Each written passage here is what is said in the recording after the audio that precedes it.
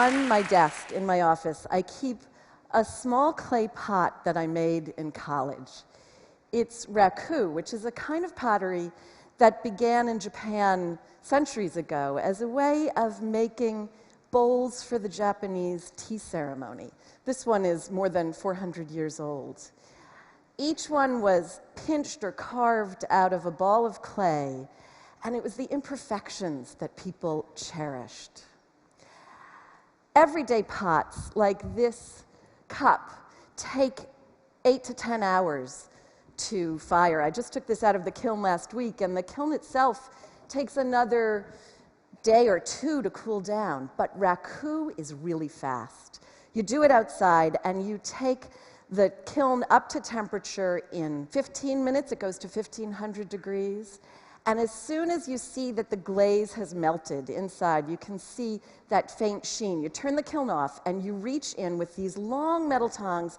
You grab the pot, and in Japan, this red-hot pot would be immediately immersed in a solution of green tea. And you can imagine what that steam would smell like. But here in the United States, we ramp up the drama a little bit, and we drop our pots into sawdust, which catches on fire, and you take a garbage pail and you put it on top, and smoke starts pouring out. I would come home with my clothes reeking of wood smoke. I love raku because it allows me to play with the elements. I can shape a pot out of clay and choose a glaze, but then I have to let it go to the fire and the smoke. And what's wonderful is the surprises that happen, like this crackle pattern, because it's really stressful on these pots. They go from 1500 degrees to room temperature in the space of just a minute. Raku is a wonderful metaphor for the process of creativity. I find in so many things that tension between what I can control and what I have to let go happens all the time, whether I'm creating a new radio show or just at home negotiating with my teenage sons. When I sat down to write a book about creativity, I realized that the steps were reversed. I had to let go at the very beginning, and I had to immerse myself in the stories of hundreds of artists and writers and musicians and filmmakers. And as I listened to these stories, I realized that creativity grows out of everyday experiences more often than you might think, including letting go. It was supposed to break, but that's okay. That's part of the letting go, is sometimes it happens and sometimes it doesn't. Because creativity also grows from the broken places. The best way to learn about anything is through stories. And so I want to tell you a story about work and play and about 4 aspects of life that we need to embrace in order for our own creativity to flourish. The first embrace is something that we think, oh, this is very easy, but it's actually getting harder, and that's paying attention to the world around us. So many artists speak about needing to be open, to embrace experience. And that's hard to do when you have a lighted rectangle in your pocket that takes all of your focus. The filmmaker Meera Nair speaks about growing up in a small town in India.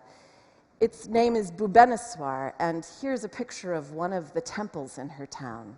In this little town, there were like 2,000 temples. We played cricket all the time.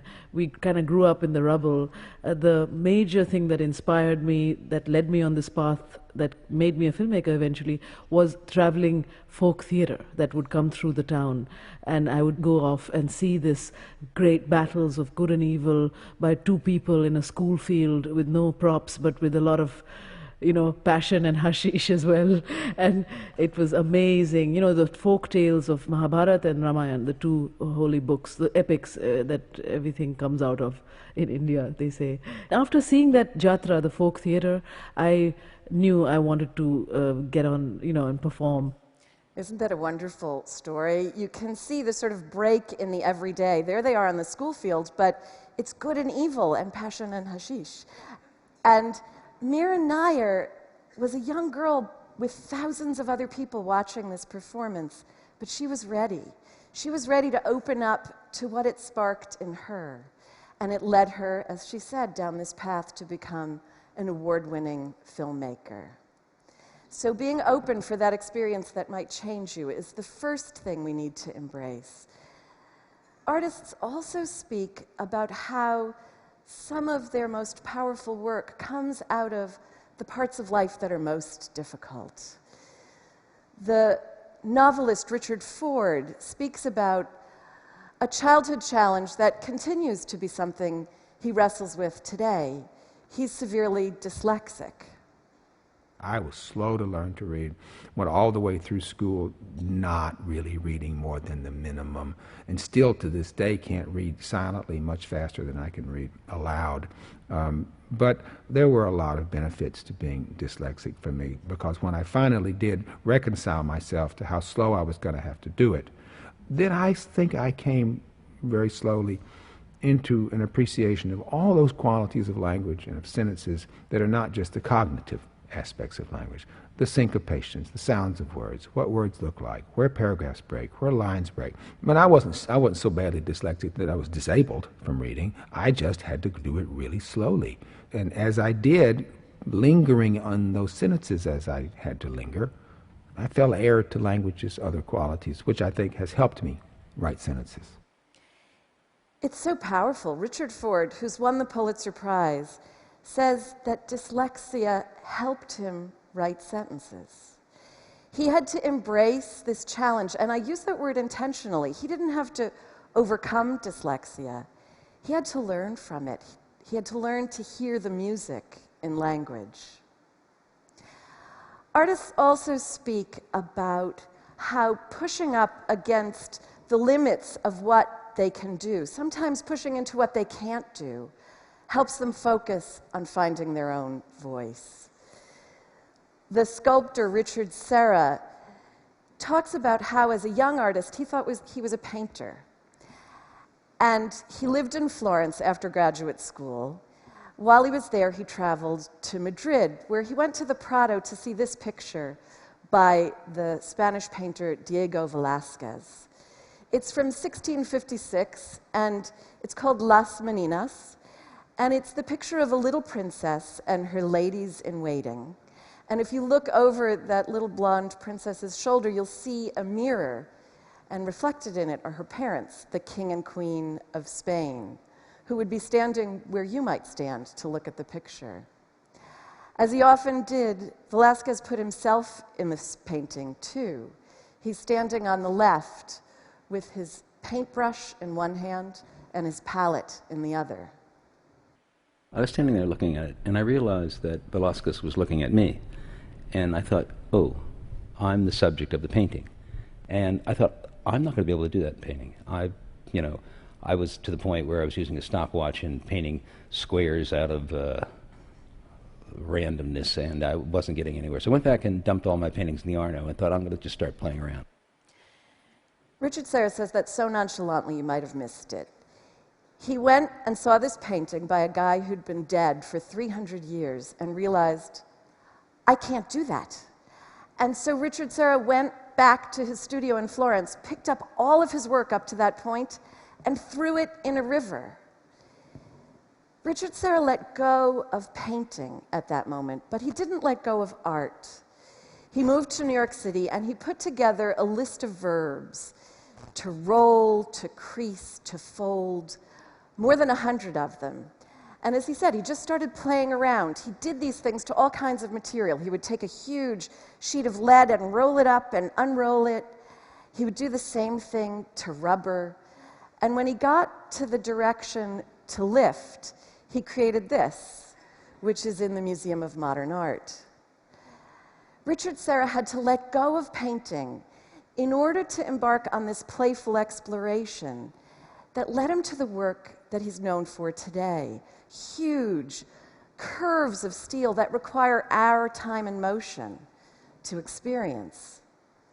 In sculpture, Richard Serra is able to do what he couldn't do in painting. He makes us the subject of his art. So experience and challenge and limitations are all things we need to embrace for creativity to flourish. There's a fourth embrace, and it's the hardest. It's the embrace of loss, the oldest and most constant of human experiences. In order to create, we have to stand in that space between what we see in the world and what we hope for, looking squarely at rejection, at heartbreak, at war, at death. That's a tough space to stand in. The educator Parker Palmer calls it the tragic gap. Tragic not because it's sad, but because it's inevitable. And my friend Dick Nodell likes to say, you can hold that tension like a violin string and make something beautiful. That tension resonates in the work of the photographer Joel Meyerowitz, who at the beginning of his career was known for his street photography, for capturing a moment on the street, and also for his beautiful photographs of landscapes, of Tuscany, of Cape Cod, of light. Joel is a New Yorker, and his studio for many years was in Chelsea, with a straight view downtown to the World Trade Center. And he photographed those buildings in every sort of light. You know where this story goes. On 9/11, Joel wasn't in New York. He was out of town, but he raced back to the city and raced down to the site of the destruction. And like all the other passerby, I stood outside the chain link fence on Chambers and Greenwich, and all I could see was the smoke and a little bit of rubble. And I raised my camera to take a peek just to see if there was something to see, and some cop, a lady cop, hit me on my shoulder and said, "Hey, no pictures." And it was such a blow that it woke me up in the way that it was meant to be, I guess. And when I asked her why no pictures, she said, "It's a crime scene, no photographs allowed." And I asked her what would happen if I was a member of the press. And she told me, "Oh, look back there." And back a block was the press corps tied up in a little penned-in area. And I said, "Well, when did they go in?" And she said, "Probably never." And as I walked away from that, I had this crystallization, probably from the blow, because it was an insult in a way. I thought, oh, if there's no pictures, then there'll be no record. We need a record. And I thought, I'm going to make that record. I'll find a way to get in because I don't want to see this history disappear. He did. He pulled in every favor he could and got a pass into the World Trade Center site, where he photographed for 9 months, almost every day. Looking at these photographs today brings back the smell of smoke that lingered on my clothes when I went home to my family at night. My office was just a few blocks away. But some of these photographs are beautiful. And we wondered, was it difficult for Joel Meyerowitz to make such beauty out of such devastation? Well, you know, ugly, I mean, powerful and tragic and horrific and everything, but it was also, as in nature, an enormous event that was transformed after the fact into this residue. And like many other ruins, you go to the ruins of the Colosseum or the ruins of a cathedral someplace, and they take on a new meaning when you watch the weather. I mean, there were afternoons I was down there, and the light goes pink, and there's a mist in the air, and you're standing in the rubble, and I found myself recognizing both the inherent beauty of nature and the fact that nature as time is erasing this wound. Time is unstoppable, and it transforms the event. It gets further and further away from the day, and light and seasons temper it in some way. And it's not that I'm a romantic. I mean, I'm really a realist. The reality is, there's the Woolworth building in a veil of smoke from the site, but it's now like a scrim across a theater, and it's turning pink. You know, and down below there are hoses spraying, and the lights have come on for the evening, and the water is turning acid green because the sodium lamps are on. And I'm thinking, my God, who could dream this up? But the fact is, I'm there, it looks like that, you have to take a picture. you have to take a picture. That sense of urgency, of the need to get to work, is so powerful in Joel's story. When I saw Joel Meyerowitz recently, I told him how much I admired his passionate obstinacy, his determination to push through all the bureaucratic red tape to get to work. And he laughed and he said, "I'm stubborn, but I think what's more important is my passionate optimism." The first time I told these stories, a man in the audience raised his hand and said, "All these artists talk about their work, not their art," which has got me thinking about my work and where the creativity is there, and I'm not an artist. He's right. We all wrestle with experience and challenge, limits and loss. Creativity is essential to all of us, whether we're scientists or teachers, parents or entrepreneurs. I want to leave you with another image of a Japanese tea bowl. This one is at the Freer Gallery in Washington, D.C. It's more than 100 years old, and you can still see the finger marks where the potter pinched it. But as you can also see, this one did break at some point in its 100 years. But the person who put it back together, instead of hiding the cracks, decided to emphasize them, using gold lacquer to repair it. This bowl is more beautiful now, having been broken, than it was when it was first made. And we can look at those cracks because they tell the story that we all live, of the cycle of creation and destruction, of control and letting go, of picking up the pieces and making something new. Thank you.